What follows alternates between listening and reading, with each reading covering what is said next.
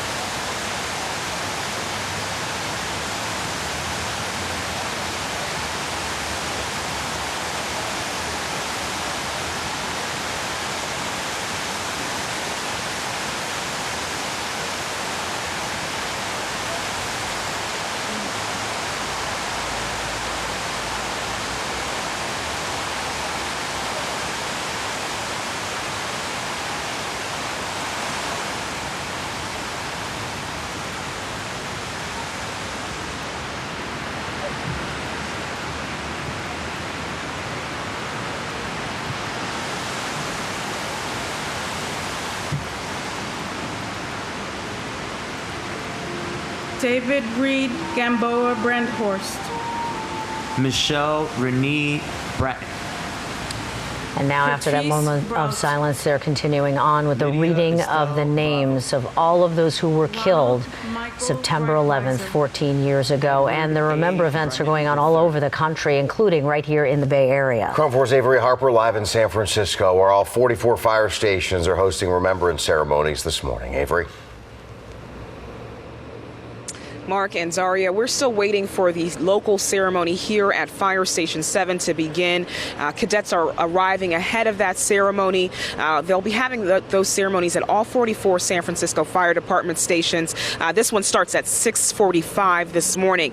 Flags will be lowered to half staff at 7, and there will be a moment of silence here as well. Then they will read the names of all 343 New York firefighters who died on that very day on September 11th, 14 years ago. After that, Mayor Ed Lee and Fire Chief Joanne Hayes White and Police Chief Greg Sorwill are expected to speak. We will be here as that event gets underway and hopefully talking to some people about why it's so important to be out here today. Back to you in the studio. All right, thank you, Avery. We'll check back with you as the remembrance gets underway this morning. And in the East Bay, the Lafayette Flag Brigade will hold its 14th annual 9/11 Remembrance and Candlelight Vigil. They'll have the largest overpass flag display in the state at the Highway 24 overcrossing at 680 Freeway. Candlelight Vigil will be held at dusk, and a 9/11 eyewitness will speak at 6:45. That event goes from 4 to 8 p.m. To get there, take Highway 24 to the Pleasant Hill exit, turn on Old Tunnel Road, and go to the top of the hill. Also happening today, the city of Sacramento is going to honor the 3 young men who stopped a terrorist attack on a train that was headed to Paris last month. Anthony Sadler, Spencer Stone, and Alex Skardalos were on vacation on August 23rd when a gunman entered their train. He was carrying an assault rifle and he had a handgun and a box cutter too. The 3 friends were able to tackle him and hold him basically. Today's Hometown Heroes Parade is going to be at the Capitol Mall at noon today. And KRON4's Will Tran is there in Sacramento live all morning long, and he's going to update us on the preparations. We'll check in with him in about 25 minutes. Another big story that we're following, the hot weather not really helping firefighters. They're trying to save homes in the Sierra foothills. A massive wildfire there is growing. The Butte fire started Wednesday in Amador County, and it's now spread to Calaveras County. On Wednesday night, the fire was at 2,000 acres. Now it's grown to nearly 15,000 acres, and containment's only at 10%. 6 homes have been destroyed. 1,500 homes are threatened, and mandatory evacuations are in place. FEMA is giving federal funds to help combat the fire. It's 6:07, and now to an update on a story that we told you about last month of a Pleasanton man who was shot and killed by officers in July. A new report contradicts what the police department has been telling his family. An independent toxicology report found that there were not drugs present at the time of John Deming Jr.'s death, even though police said that they suspected he was under the influence of drugs. In July, officers responded to reports that the unarmed 19-year-old was trashing a car dealership. When officers confronted him, they say that Deming fought back, seriously injuring an officer who eventually opened fire, killing the teenager. Also, contrary to what police said, the independent forensic pathologist found nothing to indicate that a taser was ever deployed. I'm not surprised, and it's what we felt all along, what we would find or what they would find. Unfortunately, we had to find it, and we had to come up with our own investigation, our own toxicology. There's just a huge problem with it. Now we're left without answers, we're left wondering, and we don't know, and we're disappointed and horrified at them. KRON4 did reach out to the Pleasanton Police Department to see what they had to say about the new report, but they declined to comment. And people in San Francisco coming together to denounce hate speech. Several rallies were held yesterday. This after John Shannone was arrested on suspicion of spray painting the words "No More Chinese" in at least 6 different locations in the city's Portola neighborhood. One rally was held here at Palega Park. Members of the community and police officers were there. Despite Shannone's arrest, some people in the neighborhood are still upset.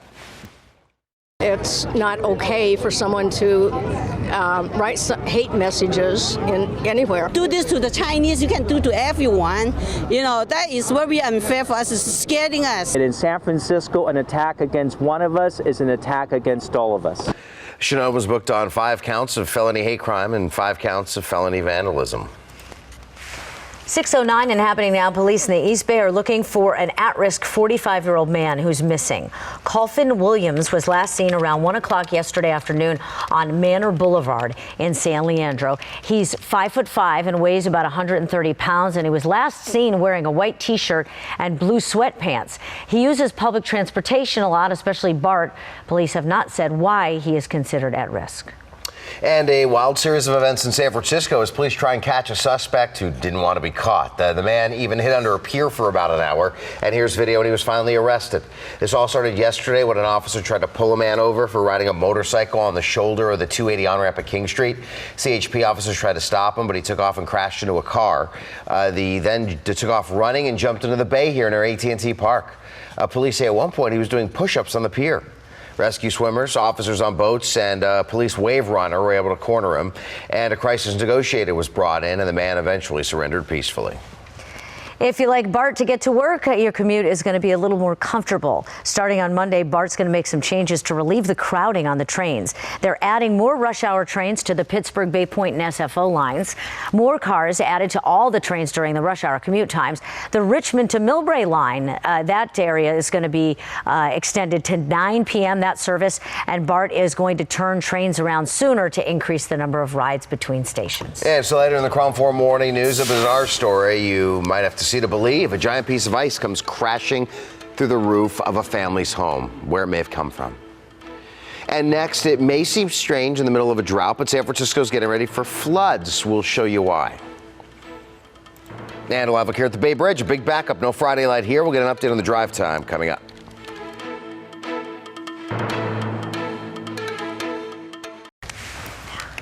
Welcome back to the KRON4 Morning News. Federal scientists are conducting a drought study in 6 western states, including here in California, in an attempt to gain insight that could help resource managers allocate scarce water supplies during future droughts.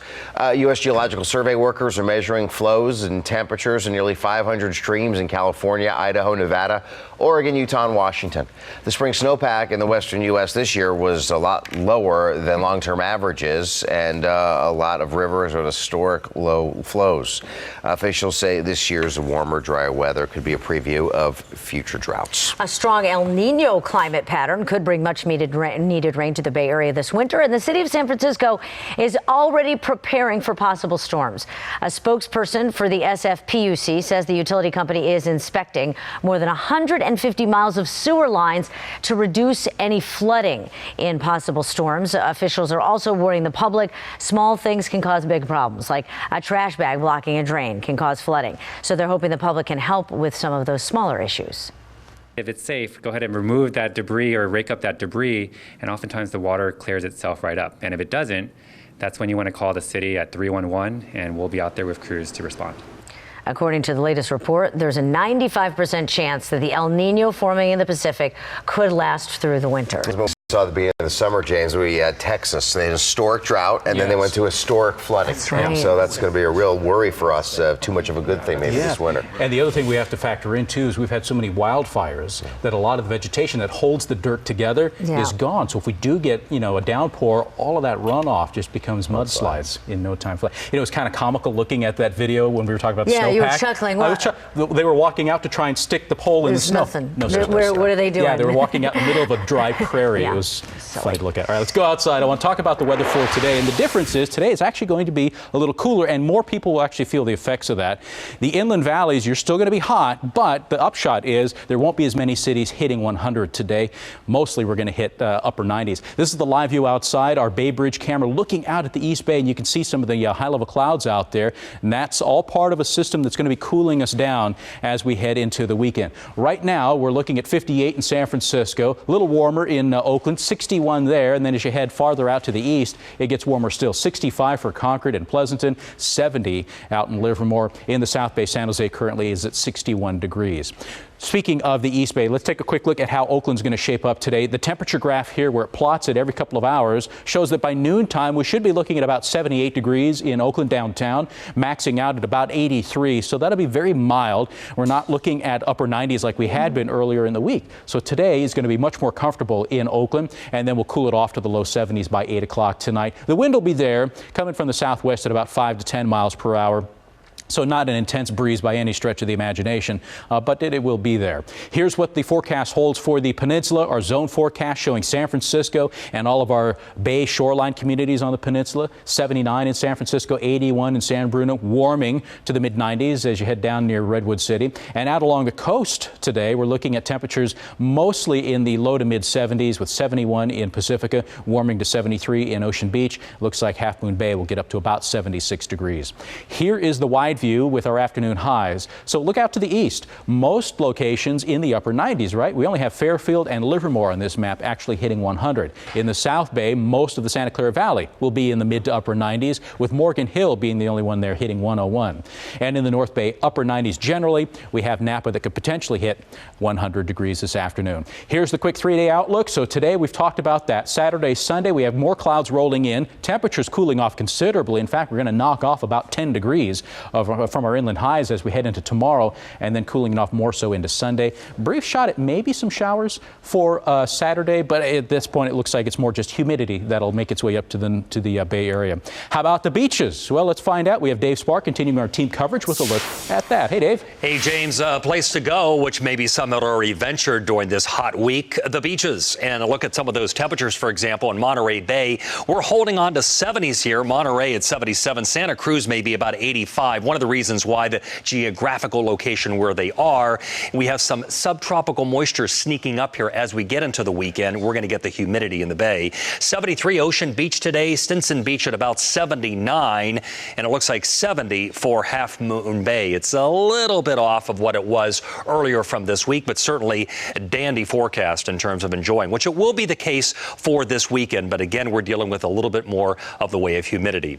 And if you're going to be heading along the Bay Bridge, I think you're going to need your album version of your tunes. Here's George Raskin with your report. It may be a longer than usual trip, Dave. Indeed, you're right. Now, the stall has been cleared from San Francisco, and while we do still have this slow drive across the upper deck, the only good news here is that it has not caused a bigger than normal backup at the toll plaza, but it does mean a longer trip time because it's now about a 20-minute drive out of the East Bay for the Bay Bridge. But because the stall is gone, I'm still hopeful that we're not going to see this backup start to grow unrealistically here too early. Again, 20 minutes the trip time, which is up from 16, but that most of that time, or at least a lot of it, will be spent listening to your favorite music, as Dave says, on the upper deck of the Bay Bridge. Your ride out of the East Bay on 92 and the San Mateo Bridge still looks good. On a typical commute day, 6:30 is when we would see things bogged down. It looks as though we may catch a little break, but on the other hand, I'm seeing brake lights popping off here,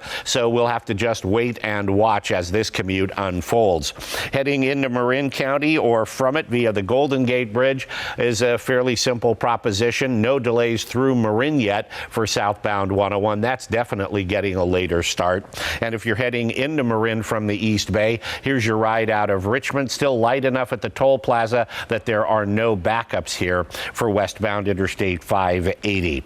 And let's track some drive times for you through the East Bay first in your Highway 24 trip westbound. 12 minutes now out of Walnut Creek out to Berkeley. We've shaved a minute off that trip time. Still a good ride for 580 westbound, 680 southbound. The Nimitz now at 30 minutes from 238 down to 237. The corridor commute and green showing on the sensors for the freeways through the South Bay means the commute is still moving very well there.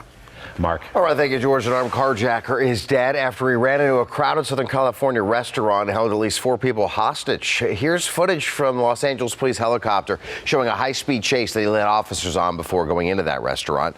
Officers followed him. He crashed the car he was driving, which was believed to be stolen. Then he carjacked a woman at gunpoint to take her car and then crashed that car and ran into a barbecue restaurant. This in the town of Downey. SWAT team swarmed the restaurant and evacuated at least 70 people. Deputies shot the man once they knew the hostages were safe. The man's name hasn't been released. Drivers in Arizona are on edge this morning. There have been 11 shootings in 12 days, and now police are afraid there's a copycat shooter out there. Police have no suspects, and now they're getting help from the SWAT teams, FBI, and the governor of Arizona. This morning, a source close to the investigation says a copycat may be responsible for 2 additional shootings in a different part of the state. Those shootings happened yesterday morning, and they're being investigated as separate incidents.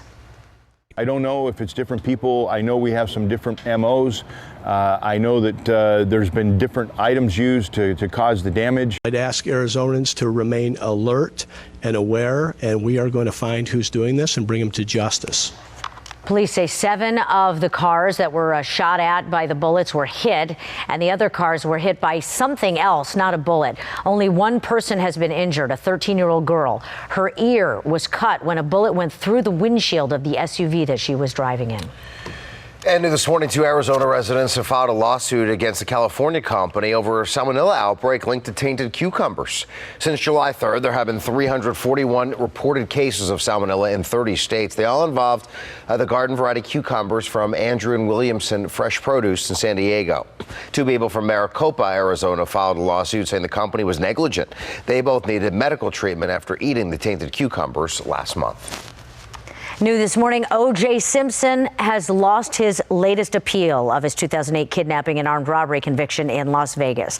A 3-member Nevada Supreme Court panel ruled there's no reason to grant O.J. a new trial. Simpson's lawyers had argued that his trial attorney mishandled the case and had conflicts of interest. The 68-year-old is serving 9 to 33 years in prison for a botched hotel room heist. Simpson claimed that he was retrieving items stolen from him after his 1995 acquittal in the deaths of his ex-wife and her friend. He is not eligible for parole until 2017. And researchers are now testing a new earthquake warning system. The University of Washington testing the system over fears that a 600-mile-long fault line could produce a catastrophic earthquake in the Pacific Northwest. This new shake alert system uses sensors to detect the fast-moving waves that precede large earthquakes. The system can then calculate the magnitude of the quake before the shaking starts. Researchers say the system could be completed in the next 3 years. Take a look at this. A family in Modesto trying to figure out how this large piece of ice came out of nowhere, fell from the sky and crashed through their ceiling. It happened on Wednesday morning. So the family sitting in the living room, they heard this loud crash. They went running into the garage, and there they looked up and saw a giant hole in their roof and shattered ice on the ground. And a neighbor says that she was outside when it happened and says it was a basketball-sized piece of ice that fell from the sky. A meteorologist from the National Weather Service says it was most likely frozen vapor that broke loose from an airplane flying overhead. Luckily, nobody was hurt. And to still end the KRON4 Morning News story for thrill seekers. Wait till you see this new roller coaster. We'll show you and tell you about it coming up. And we'll have a look here along the San Mateo Bridge, waiting for the sun to come over the East Bay Hills. Traffic moving smoothly so far on this span at 624. Take a look at this. The Cedar Point Amusement Park in northern Ohio is getting ready to build a record-breaking roller coaster. This is an animation of it. It's called the Val Raven. Cedar Point says it could be the world's tallest, fastest, and longest dive roller coaster when it's done. The first hill is 223 feet tall, and then you go down a 90-degree angle, and you reach speeds of 75 miles an hour. Why do you want to do that? Why not? A dive coaster is a steel roller coaster where the riders experience a moment of free fall, because that's the 90-degree drop. Feels like a free fall at 75 miles an hour? Mm-hmm. You want that? That's what it was called. You dive head first into the garbage can when you're finished. Oh, I don't get it. Love it. People like coming close to that feeling of death or death. No, that it's because they're afraid, but they're safe. They're going to be okay. Yes. But they want to feel like they're not going to be okay. Pretty cool. It's one of the oldest amusement parks in America. Well, but the new coaster is a nice addition. Very cool. All right, your high school student may soon be able to get out of the high school exit exam.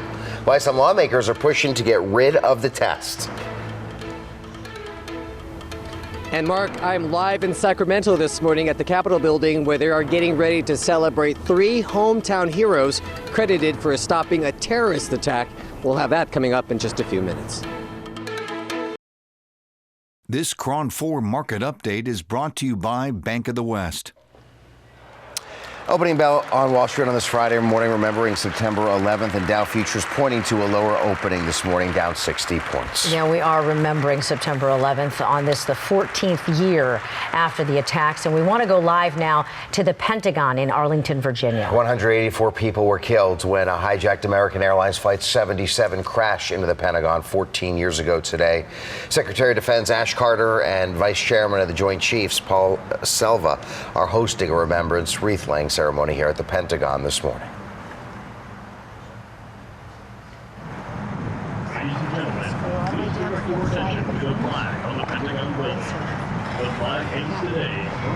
as the sun sets in honor of Patriot Day and in remembrance of the 184 lives lost at the Pentagon. Ladies and gentlemen, the national anthem of the United States, performed by the United States Navy Brass Quintet.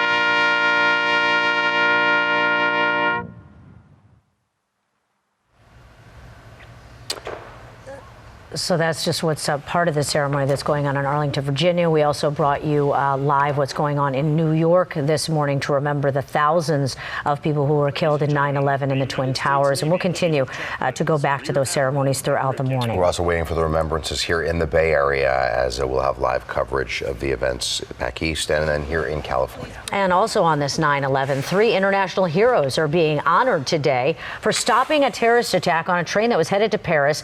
And they're all from the Sacramento area. So there's going to be a big parade for them today. KRON4 will trend live in Sacramento as the city prepares for perhaps the biggest parade there in decades. Well, they are just generically saying thousands. They don't know how many people will turn out. They are the toast of the town, the toast of America. I'm in front of the Capitol building. We do know that the parade will begin at noon for 3 humble men who just happen to be at the right place at the right time. Let's show you their picture. Their names: Anthony Sadler, Alex Scarlatus, and Spencer Stone. They were on a train that was going from Amsterdam to Paris back on August 21st when they saw a terrorist attack happen right before their eyes. There was another American who actually jumped in first to try to subdue this man who, according to authorities, he had an AK-47, he had lots of magazines, he had a box cutter, a Luger, and he was prepared to do a lot of harm, deaths on that train. These men jumped in. One of them, Spencer Stone, actually got injured in the attack. France already has paid them lots of respect, giving them the Legion of Honor. That's that nation's highest medal of honor that they can possibly give. President Obama has called these 3 men and said thank you for their actions as well. And now it's their hometown's turn to do that. And joining me now is Ben Sasenko. He's with the mayor's office, the spokesman. Did you guys plan it on 9/11? I mean, everybody's talking about it. It's the biggest story in the country. Was it important for you to have it on this day as well, or did it just happen? You know, this day came about because the mayor was, talking to these young men, and they said that we want to wait to do a parade until all 3 of us are back in Sacramento. So one of the first days they were able to do it was actually on September 11th.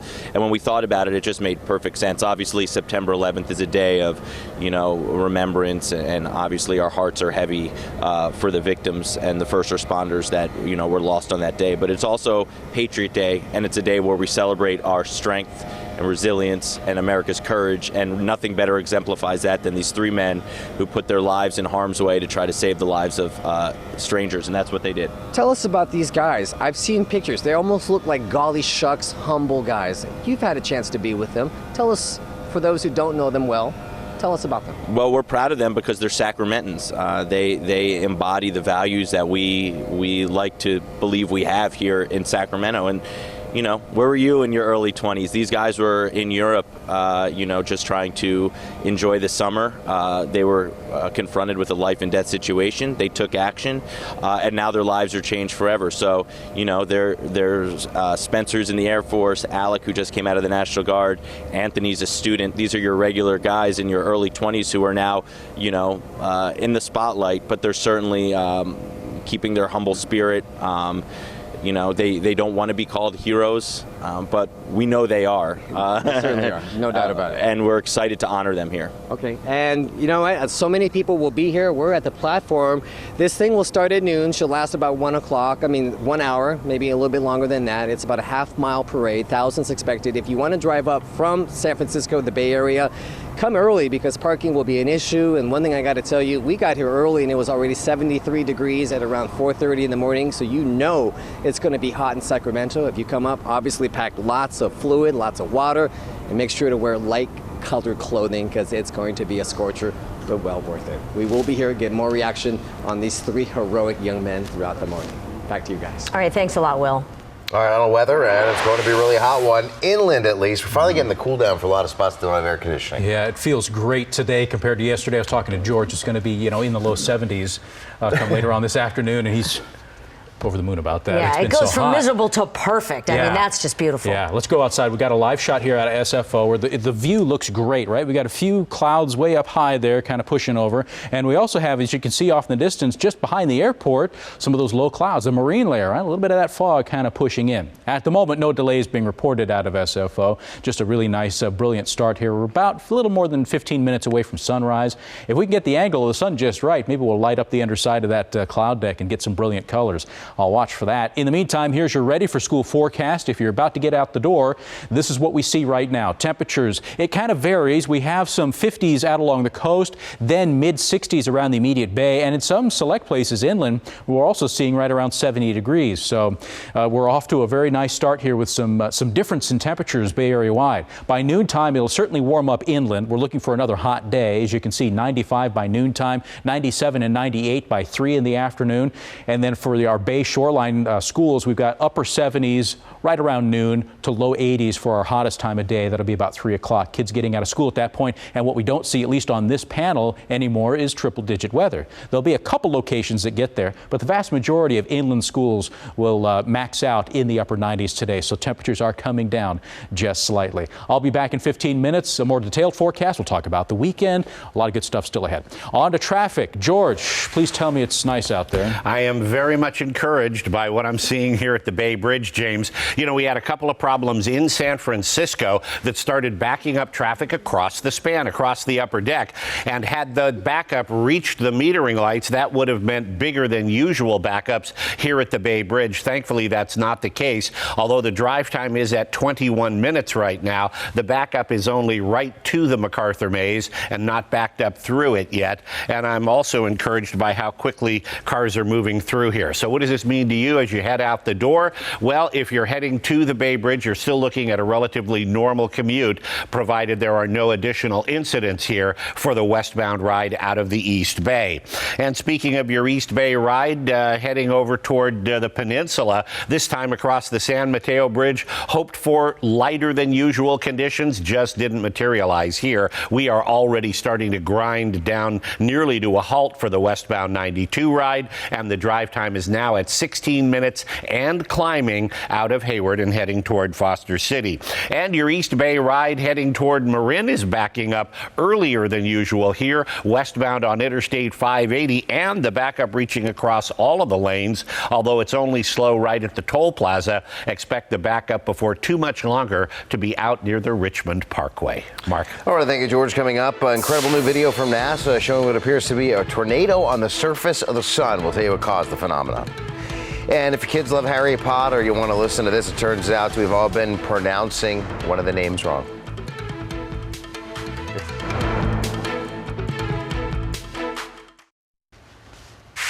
Harry Potter fans, listen up. He who must not be named is also he whose name has been pronounced wrong. Maybe that's why we shouldn't have said it in the first place. You know, So you never she really told been us. saying it. Yeah. Harry Potter author J.K. Rowling is putting this to rest. She says that indeed everybody says Voldemort wrong. Voldemort, she says it's really Voldemort. I guess a fan tweeted out, you know, how do you say her name? How do you say his name? And she cleared it all up. So it's Voldemort. Voldemort. But everybody says Voldemort because there's a T on the end. Right. How do you know the T is silent? You know. He's French. He's Voldemort. Voldemort. I don't know. And it's rolling, right? And it's rolling, Not right? Rowling. I've been pronouncing that wrong all these years. I kept saying Rowling. Well, glad to clear that up. Looking forward to the next Harry Potter movie. Harry Potter. That's all right. All right, we'll be right. That's all right. That's all right. We'll be right back here as the KRON4 Morning News continues. Here's your weather coming up. Quick look at temperatures right now. A little foggy at the Golden Gate Bridge. I'll have that full forecast and team weather coverage with Dave Spar coming up.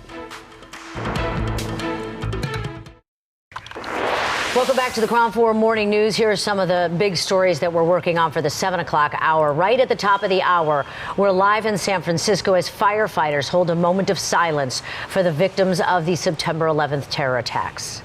Plus, FBI agents stop a terror attack planned for today at 7:17. See how agents were able to catch the suspected terrorist. And at 7:40, NASA releases brand new images of Pluto, but the pictures have NASA scientists scratching their heads. We'll tell you why.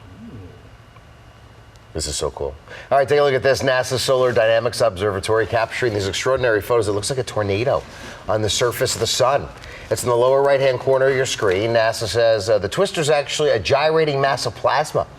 Astronomers say the solar cyclone spun for about 40 hours earlier this month. Temperatures in the plasma storm were measured at 5 million degrees Fahrenheit. All right, so it's not so hot here.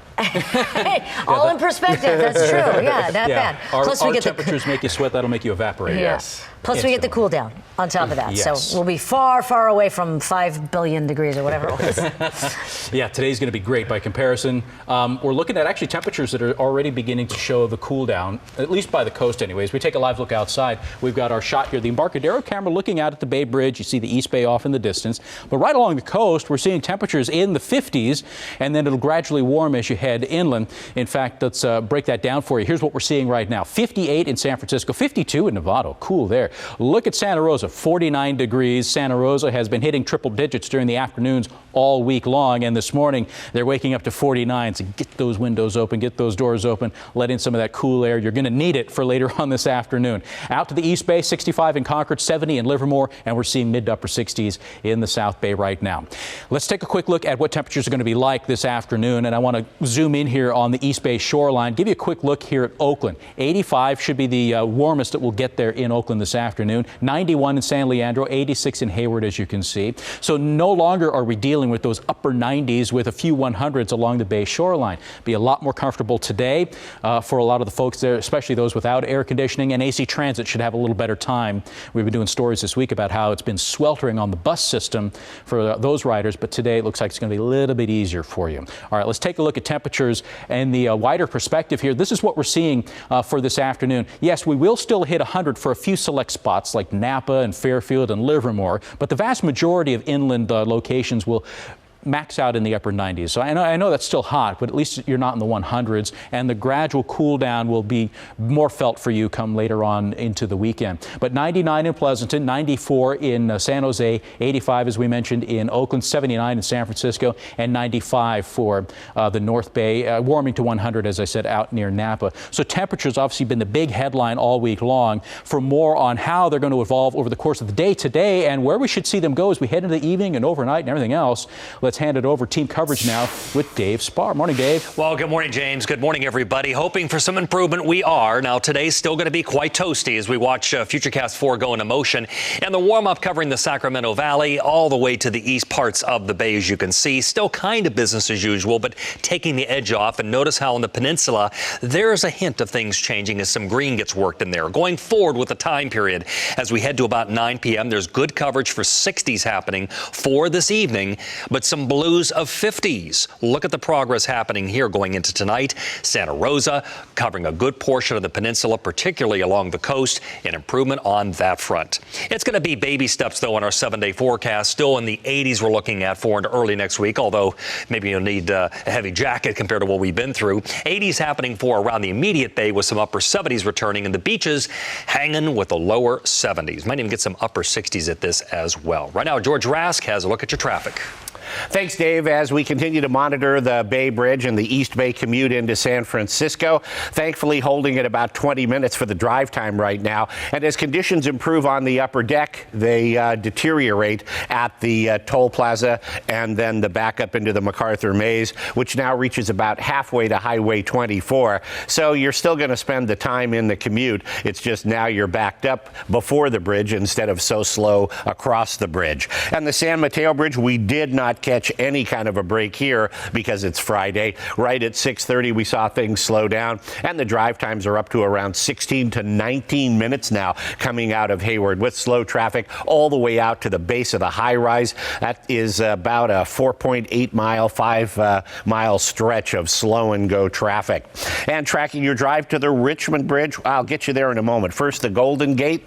Fog. No traffic here and no delays through Marin for 101 southbound. But into Marin, the Richmond Bridge, as our floor director and stage manager Paul Harmon was observing a little bit earlier, is backing up earlier than usual, and especially here in these right-hand lanes, which is a little strange. The drive time at about 12 minutes now, with a backup reaching the Richmond Parkway. And let's take a look at your East Bay ride. You can see we're picking up a little color now on the traffic maps. So it's a 24-minute trip time. We've added about 6 to 8 minutes for the East Shore Freeway ride. Still an easy trip, though, through the heart of the San Ramon Valley. 16 minutes from Walnut Creek down to Dublin. And your Nimitz Freeway ride still looks great as you drive through the East Bay from San Leandro up to Oakland on 880 northbound. Just a 16-minute drive time. Mark. All right, thank you, George. The California State High School exit exam could be coming to an end. State lawmakers are sending a bill to Governor Brown that will suspend the exit exam for the next 3 years. It also suspends the requirement that students need to pass the exam to graduate. Students will get their diplomas if they complete all other graduation requirements. Supporters say the tests aren't needed because the state is developing new tests aligned with Common Core standards. We're going to take a quick break and be back with more in just a couple of minutes. Let's take a peek at the San Mateo Bridge as we go to the break. No, let's not. This looks like the SFO cam showing you just a little bit of fog. We'll be right back. Welcome back to the KRON4 Morning News. A trio of unique animals were among the new record breakers acknowledged by Guinness and World Records, where they've just released their annual roundup, and here are some of the highlights. There's a Texas longhorn steer that has 9-foot wide horns. Purin the dog holds the record for catching the most balls in his paws. He can catch 14 in a minute. And Birdie, the speediest tortoise in the world. He can move at 0.6 miles per hour. Still ahead on the KRON4 Morning News, we are tracking another day of triple-digit heat across the Bay, but it is going to back off, and this is going to be the start of where you'll feel it a little cooler. Take a look at the Bay Bridge approach. Ignore the traffic. George will have that, but you can see the clouds, and that's some good news. And also, the top story this morning, today marks 14 years since the September 11th terrorist attacks. And as we go to the break, they are reading in New York live here all of the names of those who were killed. So let's listen in as we go to the break. Wade B. Green. Wanda Anita Green. Elaine Myra Greenberg. Donald Freeman Green. Gail R. Green. James Arthur Greenleaf Jr. And my brother Jimmy, James F. Murphy IV.